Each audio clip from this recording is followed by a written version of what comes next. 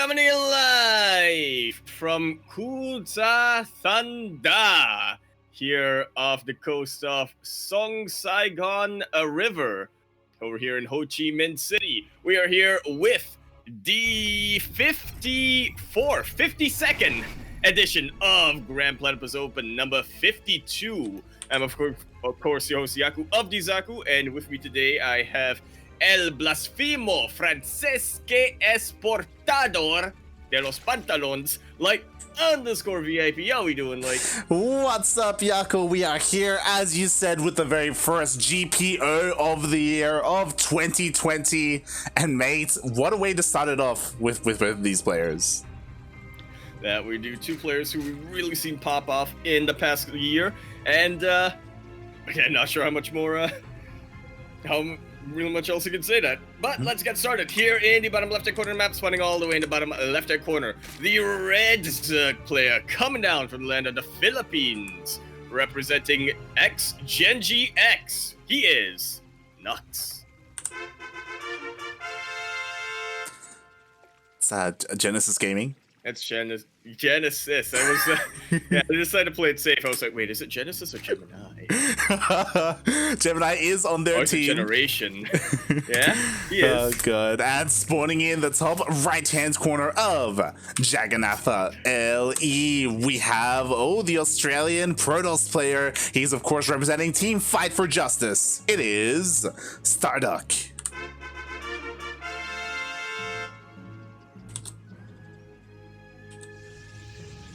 Of course, you always have to, figure out, what's it called? Things and whatnot. What? You know. Exactly. Just make it fair, yeah. Yeah. I mean, shout out to Nuks. Nuks has been doing incredibly well in recent times, and his acquisition of Genesis Gaming, he joined the team like less than a week ago, I think. Yeah, that was very recent. I got a little excited when you said acquisition because I thought, whoa, he bought the team? He bought the team! He was acquired by Genesis Gaming. Oh god, but yeah, it's really cool that he's been able to get on a more prominent team. He's working his way up, and in general, like when it comes to his results, it's been looking really good as well. Definitely. Amongst, I would say, in the Philippines, obviously we think of Ender as the number one for good reason. He is the most recent SEA champion, but behind that, it's really Nuks and Exodash who are sort of continuing that Philippine StarCraft tradition. Oh yeah, I've been so impressed with Exodash. I mean, we both have, right? Like we saw him recently, and He took a game off of T-Ball recently, didn't he? Yeah. It was so. He almost took the series. I'm gonna be real with you. He almost 2-0'd T-Ball. It was crazy. It was. I mean, as you can imagine, how PvP would go, right? With things like cannons and stuff like that. Yeah, he was incredibly cheesy, but he almost made it happen, and that's crazy, especially going into 2021 and the new DreamHack season. Yeah, Academy just coming up, and after that, we got a couple more of these what do you call it? Would you call them international DreamHacks? Yeah, I guess you could. Global, international, like regional, global. Yeah, global, regional to global. That's the one. Yeah, but of course, talked a bit about Go on. Talked a bit about Exodash there, but Nuks is, you could call him his rival. Obviously, they play different races here. And I would have to imagine that Nuks probably has a lot of practice in CVP. Oh yeah, definitely. But like, how good is practice against ZVP against someone like StarDuck? Of course, we give him a lot of praise on this channel. We cast him as often as we can, even outside of these events, and he has been slowly rising. It's become pretty commonplace for him to take games off of prominent players in our region. Whether it's a series though, like that's where he really has to like close it out. And I know that he's been practicing pretty hard for 2021. Like we've seen him slowly like move up in terms of skill, and he hasn't like plateaued or anything yet. No, he has not. This time last year, I'm not sure people saw it while he was loading in, but that was in fact a GM banner or GM portrait that he had surrounding him. This time last year, he was Diamond. Yeah, he has gone quite far in like a relatively short period of time. And we'll see where that really takes him right now. StarDuck gonna go for a double Stargate play coming down. But not gonna be any mass Void Race or anything, just gonna likely get a handful of them and then work on his more ground gateway-oriented transition with that Twilight Council. Yeah, and I'm really curious what Nuks is going to whip out here. Again, like, I haven't been able to see much of Stars. Oh my god! Okay. The wall was... Yeah, the wall was almost not a wall. But I haven't been able to see much of his... Only takes one. Yeah, much of his PvZ outside of, like, his regular cheese. Because what he's doing right now is pretty standard. It's pretty meta. Have we gotten to the point where we really have come to expect a lot of cheese coming up from StarDuck? I mean, that's kind of fair. It does play a lot against a lot of players who are more established, who are kind of a lot higher than him, and he'll definitely throw in these sort of cheese strategies as a way to try to level the playing field. Now that he's up against somebody a bit more of his level, he's decided to actually play macro. Yeah, and I'm pretty excited how he's going to execute this, because I know he's been messing around with different styles. Of course, eventually he wants to work towards that Skytos army, but I know he's been dabbling in like Tempest play as well, not just necessarily going straight into carriers. And we've seen a lot of Zerg players, even like players like Solar, be pretty vocal about this, you know, how Zerg players should be responding to this style. Oh yeah, there are a lot of opinions out there about what is the correct counter. Or but guess even what? They're all equally right and wrong. Yeah, exactly. So, or even if there is one, right? Like, there's a lot. We've seen many times. Solar is probably the biggest, like, advocate. Yes, that's it. Who just like tries to end the game beforehand, like with these big Hydra timings. And it seems like Nuks is part of that school of thought. Now, he is still upgrading his Banelings, so not going to be a straight mass Hydra play, which is correct when you see this type of style coming up from the Protoss player. You know it's going to be very Stargate heavy, but you also know they're probably going to get a bunch of chargeless behind that. And yeah, leaving your Hydras without a buffer, not a recipe for success generally. Yeah, exactly. That's why it's so important that we also see plus on melee being researched as well. So he's going to have that additional bonus to his Lings and Banes that will definitely help out with all those chargelets. Meanwhile, as you were saying, Charge, I believe, already finished up, and we already have Storm finishing up for StarDuck as well. Ooh, pretty nice timing coming in here from StarDuck. +1 going to be finishing as well. Now, generally, we don't see the Protoss being too aggressive. Like, when these timings hit, they aren't usually the player who will initiate the move out. Instead, they will, just like what StarDuck is doing right now, anticipate the timing coming in from Nuks, try to deflect that, and then maybe go for a counterattack if they think that they can convincingly win the game, or in a lot of other cases, unfortunately, turtle up and continue on with whatever bases they've got. Yeah, definitely. We'll see how that goes, because there's a lot of Storm here. Already one landing. Oh. The army splitting up over here by Nuks. A lot of these Banelings do take out the static defense, but don't do a lot to take out the army. There's still plenty of energy on these Templar, and a lot of Banelings go down for nothing. Ooh, yeah, and with that, Nuks does back off for now. We saw how committed he was with this attack, because the Queens did waddle all the way across the map. But of course, on Jagannatha, because of these speed zones, it is a little bit faster, and we do see another wave of Banelings being morphed in. It's for Hydras. I know, right? Trampled. Oh god, they're really like bruised as well. Like one good storm, and like they'd evaporate. Yeah, I really feel like that was Nuks' best shot when if he was able to hit with his entire army there and try to take out StarDuck's army then and there. Now it's looking a lot worse. The storms are absolutely beautiful, eliminating so many Banelings, and now there's even Archons to support this light. Oh god, now it's going to be even harder. Even if the Banelings get on top of the army, there's this massive wall of Archons to buffer and protect those juicy High Templar from those Banelings. And now, as you said, it feels like Nuks kind of missed his timing. He definitely did. Now, not the end of the game whatsoever here for Nuks. There's always going to be an opportunity for him to expand. StarDuck, I think, has been shaken enough, so to speak. Like, you know, Nuks has the map control over here. that StarDuck isn't going to be moving out anytime soon. But again, if he does subscribe to that solar school of thought, he might just want to end the game. Yeah, the problem is that, like, if that's like what your thought process is, the longer this goes on, the worse it is for you, right? Because that means you've been focusing on your army instead of your economy, and now StarDuck, he knows he's working towards that end game composition with a fleet beacon and even a third Stargate. But you gotta give credit to Nuks over here. He is not stubborn. The Lurker then gonna be finished up, and he is in fact committed to getting Hive Tech. I did not notice this light, but he actually didn't get +1 range. Yeah, kind of interesting. I mean, I don't. Oh god. Okay, he is getting only on one Evo chamber. Yeah, he was only on one. He is working on it now, but I do like this. He is transitioning straight away into double Spire to work on those Corruptor upgrades. The problem is that, like, it feels that Nuks is a little bit behind because he has to get the Spire and the Hive up and running. Meanwhile, StarDuck, he's already working on carriers. Well, we'll see how much time he's going to be able to buy. He has been banking quite a number of resources to be able to just get all of those Sky Zerg units as quickly as he can, just completely spend that bank. I am worried that there might not be enough larva for him, but we'll see.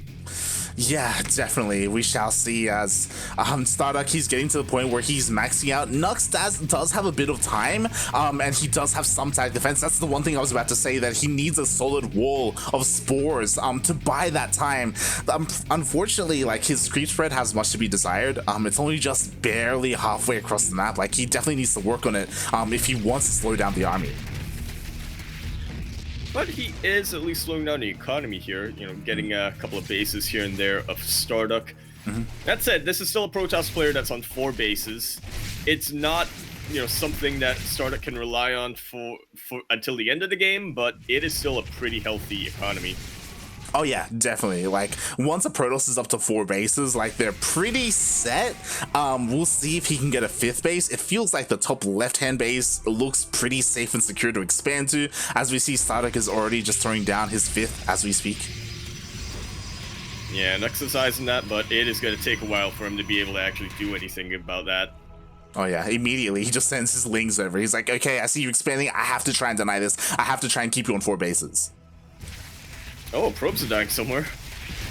Oh, I think that's StarDuck sending them out. Yeah, I think I think he was just wanting to get rid of them. Supply. Yeah. And I do like how StarDuck is sort of approaching this, right? He's, you know, there's a concept of multi-prong attacks, right? What StarDuck is doing right now is multi-prong expanding. He's not necessarily double expanding, but what he is sort of saying, all right, I know you have vision to this base. I'm gonna get an expansion over there. Meanwhile, I'm gonna get my real expansion where I can actually fortify it. Exactly. Where my army is nearby. So he's just double expanding as we speak. Meanwhile, I mean, Nuks is also attempting to expand. There were a couple of Zealot run-bys that were being annoying, and Nuks, he's committing a little bit more to this here, trying to make sure to deny this base. There's no anti-air over here, Light. That's all I can think of. The carriers are right next door. But he does deny the base. Yeah, I'm just a little bit worried that, like, this may be costing Nuks a little bit too much. At the same time, I do realize that he needs to trade out some of this army for his Corruptors, right? Like, he's maxed out. Like, he needs to make a little bit more room to get that Corruptor count where he wants it to be. Yeah, I mean, this is decent, but when you're only anti-air's Corruptors, you do need a bunch more than that.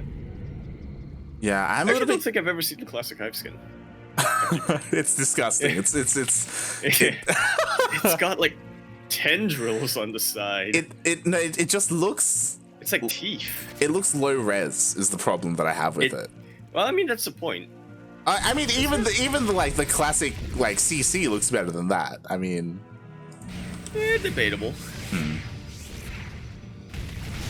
So all agree they all look disgusting, and that's why I love them. Oh god, as all you right, see, a little bit of tug of war going on with the air armies. Neither of them really wanting to commit. You know, Nuks doesn't want to get right on top of these storms. StarDuck is gonna have to be wary of the Spore Forest. Definitely. I'm a little bit concerned about Nuks having only, oh god, as he just donates a couple of lurkers. Oh boy. I believe he only has 2 Vipers at the moment, so he has very limited abduct capability with his army. Oh, he definitely does. A decent Parabomb might help his troubles in the sky, but it is nowhere near as reliable as being able to just take out a very expensive carrier just like that. Oof, yeah, definitely. We'll see how their armies kind of get refined. A bunch of spores are already going down, a couple more here as well. But Nuks is just not feeling confident to really engage with this. Yeah, all the spores basically just being taken out for nothing. Beautiful feedback! Oh. Only 1 abduct able to land. And I mean, getting a carrier for free, that's not bad, but you're gonna want to do a lot more than that. It's like, was that really for free? Is the big question, you know? You're right. A whole bunch of spores went down. Yeah. Spores, creep as well. Like the creep spread is really being hindered here. There is now a 3rd Viper, which is great for Nuks. But does he have enough like to back it up? As we do see another spore forest going down, but it's all immediately going to be cancelled. Oh wow. Yeah, this is really ballsy of Nuks to just try to build them right on top of the army.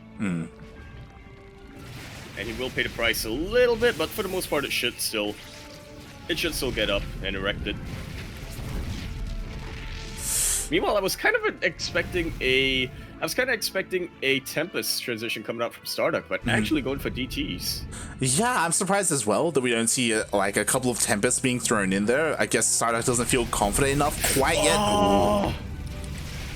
Viper positioning, man. And just like that, Nuks loses basically all of his Vipers. Viper. Yeah, he lost all of his Vipers, but I mean, in form of leverage, so to speak, Ultralists are trying to hug these High Templar. They are connecting somewhat. All the High Templar are taken out just like so, and the Corruptor's still in the air, looking to take out the air army. Yeah, exactly. That was a really nice engagement for Nuks. Every single High Templar went down. Only a single Archon managed to survive. And what is there left in the air? Okay, never mind. There's still a decent amount of carriers. Oh, yeah. They just continue to get remade. Again, StarDuck, now he's on 6 bases instead of 4 earlier. He is definitely set economically and production-wise. Yeah. Just needs to make sure he doesn't, lose all of his army in an engagement, which is very likely. Yeah, like possible rather. Nuks has like a pretty decent amount of momentum going for him. Like since the majority of his ultras stayed alive. Oh god, immediately all the Vipers get feedbacked. Yeah, not too ideal. At least there wasn't a storm, but it turns out Void Rays with Prismatic Alignment. Sometimes they're even better than Storm. Yeah, exactly. And just like that, Nuks took a really good engagement earlier, but he just lost so much supply there. The majority of his Corruptors went down. He's forced to remake them, and now he can't really contend with the Skytoss army of StarDuck. No, he cannot. StarDuck taking absolute control for the time being. See what he ends up doing with that. Surprised that Nuks is committing to range upgrades. Yeah, it is really odd. I don't know if going for like a Hydra transition now is the best of choices. Oh god, there's a lot of free ultras right here. I was about to say he had too many. Like that was a big gas sink. Oh, the Overseers. They're slow light. He only just now noticed, only now working on Pneumatized Carapace. Ooh. Meanwhile, StarDuck, he's got a pretty he's satisfied with the bank that he's got. He's just looking to donate more and more probes, get a much larger army. Even throwing in some Immortals, just to have some somewhat of a buffer here for the High Templar. Yeah, the Immortals aren't a bad choice to deal with the Ultra list because there are just so many Ultras. At the same time, I wouldn't mind if StarDuck committed more to Void Race instead and just like give up the ground and just go like fully into Sky and kind of punish Nuks even more for making all these Ultras. Yeah. Templar, I mean, they are fragile, but they can definitely survive a couple of shots. Oh no, they can't survive a couple of shots. What I mean is, Void Rays will be able to kill the Ultras faster than the Templar will be able to die. Yeah, and we do have more Void Rays coming out, so StarDuck will get a more refined army to help deal with the Corruptors and the Ultralisks. But in the meantime, finally we have Broodlords coming in, and yeah, we're in for a long one. Yeah. Which, I mean, this is 2021, PvP in 2021. What were we really expecting? Exactly. This is what things have come to. We've gotten to the point where now that the Broodlords are out, eventually Nuks wants to get rid of all his Ultras because he has the Broodlords instead. So we do see he is like utilizing them quite well to kind of buffer and take out this space, but at the same time, StarDuck is on the outside of the map. Yo, are we gonna end up in a base trade? Not looking likely. StarDuck is trying to engage the army. So many Corruptors light, but there's so many Void Rays. Oh god, exactly. And Storms to back them up as well. So we'll see how Nuks is able to engage with this army. Bearing in mind he doesn't have any of his Ultras here. Another couple of decent feedbacks here. Not this time on the Queens. Viper doesn't have too much energy with it, but here comes the rest of Nuks' army. But again, I don't think either player is going to be willing to commit. Yeah, I mean, and that just benefits StarDuck. He has the better force to take out Nuks' economy. Exactly. The problem with Nuks' army is that he had to wait for these Broodlords. They're only just now showing up. Like, they're so slow to go from one end of the map to the other. So StarDuck can really abuse that and utilize his mobility to just go back and forth and just deny the fringe bases. Which he's trying to do right now. Nuks is rebuilding it as best as he can. I'll never not get over the probes just going across the map saying, alright, my work here is done. Feels bad, Retirement man. time. Alright, you know what, like, absolute MVPs in this game? Oh, gotta be the feedbacks. This Broodlord's just completely caught out. GG is called. StarDuck gonna be taking game number 1. Series. Yeah, GG. You hate to see it. That's one of the hard things about controlling an army like that for Nuks is that like so many different portions of them have so much different like speed. So like he was trying to like regroup his army and like all his Ultras, if you notice, got caught out and then shortly followed by all those Broodlords. It's like, well, that's it. And StarDuck was always there to punish those positioning mistakes. Again, I cannot stress this enough. I think that was maybe 2 abducts total that Nuks was able to use that game, just because of how many feedbacks StarDuck was able to land. Yeah, I was about to say, after Nuks lost the initial 3 Vipers, I don't think he remade any. I think he was just done with the Vipers at that point. He's like, okay, you can have them. He remade like 1. So, see what he could get. Oh boy, as we are getting ready for game number 2, StarDuck already up 1-0 in the series. Yeah, meanwhile, as we quickly refresh the bracket over here, we have Vivid moving on to the next round, taking what seems to be a walkover? No, it's not a walkover, because it says 1, it says 99. I guess his opponent forfeited after that, so, hopefully it's... all these things are all right with him. Oh, just speaking of walkovers, bracket just updated. B-Stork getting a walkover over his opponent. Gonna be facing the winner of Ranger versus Quirky. Nice. All right, but enough about that. We are now here on to Lightshade LE. We're here in the top left-hand corner map, spawning all the way in the top left-hand corner. The Red Zerg player coming out from the land of the Philippines. He is representing Genesis Gaming. We have Nuks. And spawning in the bottom right of Lightshade LE, we have the Australian Protoss player representing Team Fight for Justice. It is StarDuck.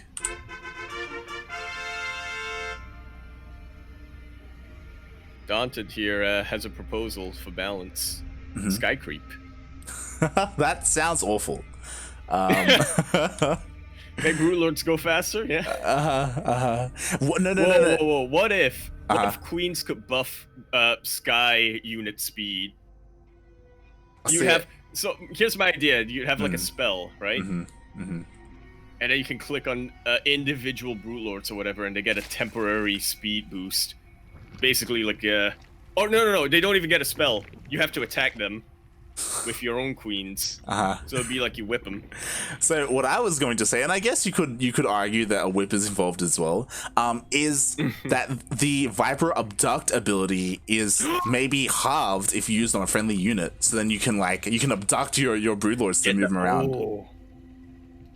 Oh, that actually make for a lot of crazy micro potentials, right? Because you get the Vipers to move forward, and you want them to abduct the Brute Lords towards them, but then that also gives the opportunity for the Protoss player to land a feedback.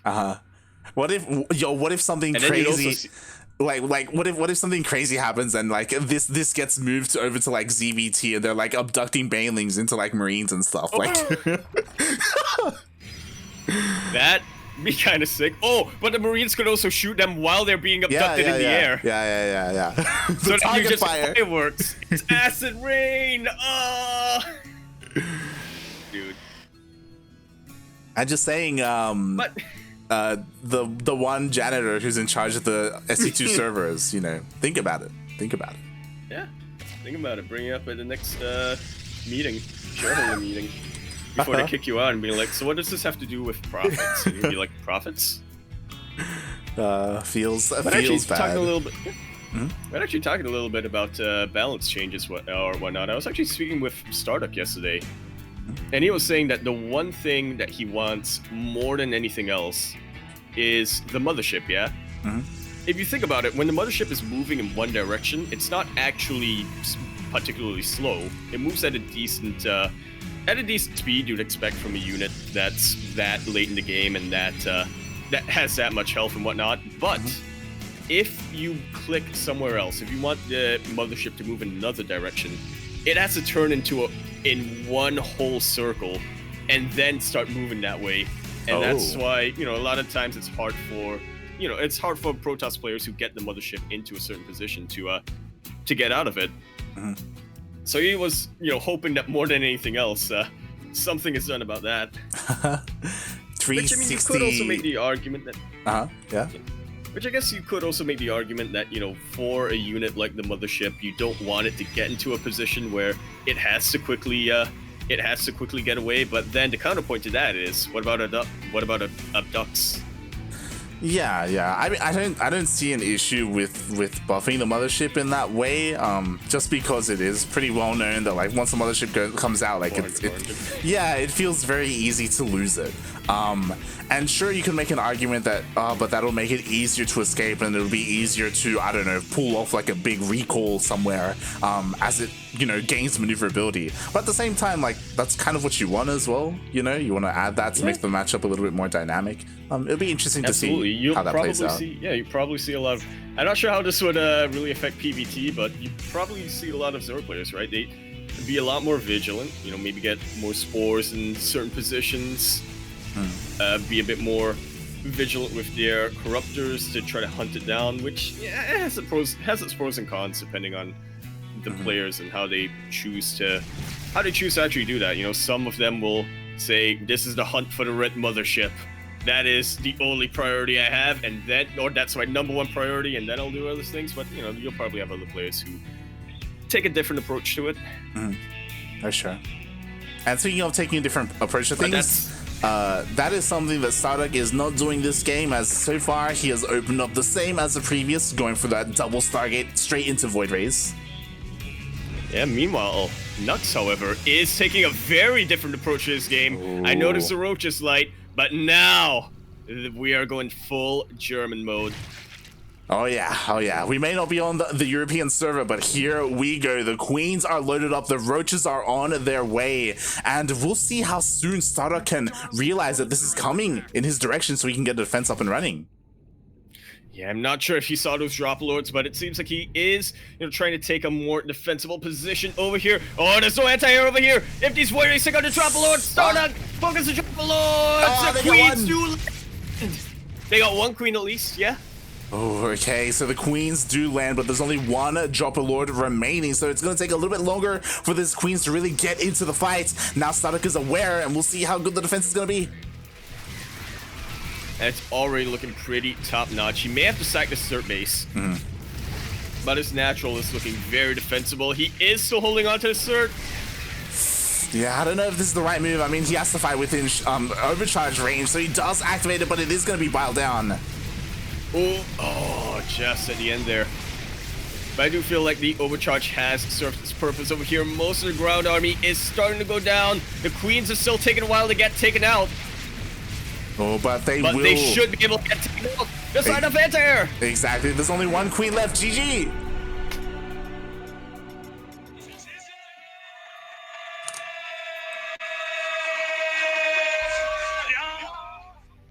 GG, and just like that, StarDuck is able to take out the taxi.